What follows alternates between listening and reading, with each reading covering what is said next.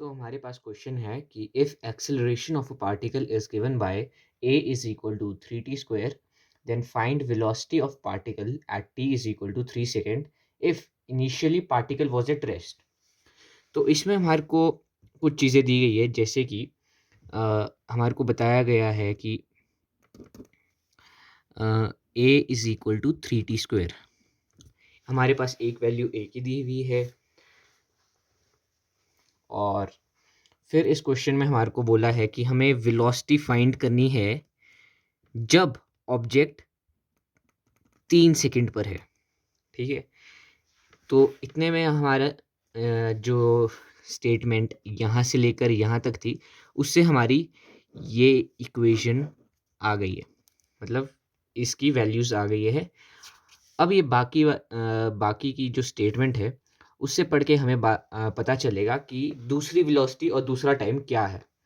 क्योंकि यहाँ देखो लिखा हुआ है कि if initially particle was at rest, मतलब अगर हमारे पास ये बॉल है और इस बॉल को हमने यहाँ से फेंका, तो हमें ये पता चलेगा कि इसकी वेलोसिटी क्या होगी फाइनल पर जब ये यहाँ पहुँचेगी।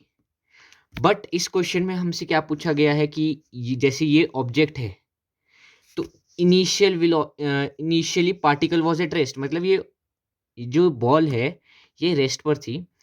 दिस मीन्स कि इसकी वेलोसिटी भी ज़ीरो होगी, क्योंकि जब रेस्ट पर होगी तो वेलोसिटी तो होगी नहीं, इसकी कुछ ज़ीरो ही होगी। और टाइम उस टाइम क्या था, 0 सेकेंड, बिकॉज इसमें बोला गया है इनिशियली बोला गया है इसमें, इसलिए इसका टाइम 0 होगा। तो हमारे पास दो और चीज़ें आ गई है, v is equal to 0 and t is equal to 0। अब इसे हम एक फॉर्मूला होता है v2 minus v1 v2 - v1 is equal to integration of a dt from t1 to t2। ठीक है, और अगर आपको मतलब ये पता नहीं है ये क्यों कैसे निकला, ये फॉर्मूला कैसे आया, तो कमेंट सेक्शन में ज़रूर बताइएगा, फिर मैं एक डिटेल्ड वीडियो लाऊंगा इसके ऊपर।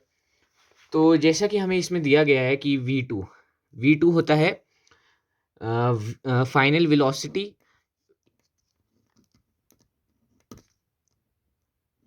और ये होता है इनिशियल वेलोसिटी।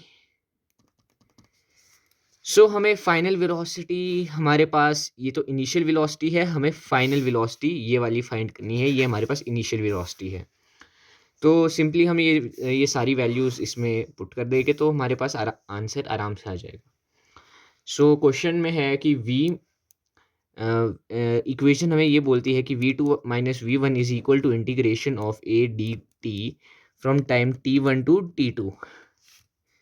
और जब हम इस पे वैल्यूज पुट करेंगे तो ये होगा v - 0 is equal to integration of time 0 से 3 सेकेंड, क्योंकि इसमें मैं बताता हूँ, क्योंकि इसमें हमें यहाँ दिया हुआ है टाइम 3 सेकेंड है और यहाँ पर दिया हुआ है particle is was at rest, मतलब टाइम 0 होगा।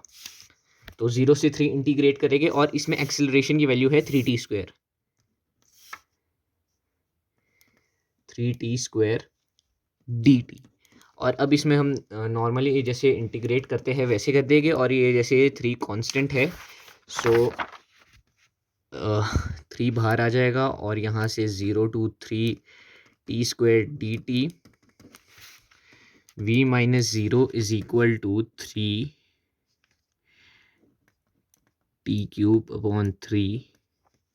from 0 to 3, v is equal to 3/3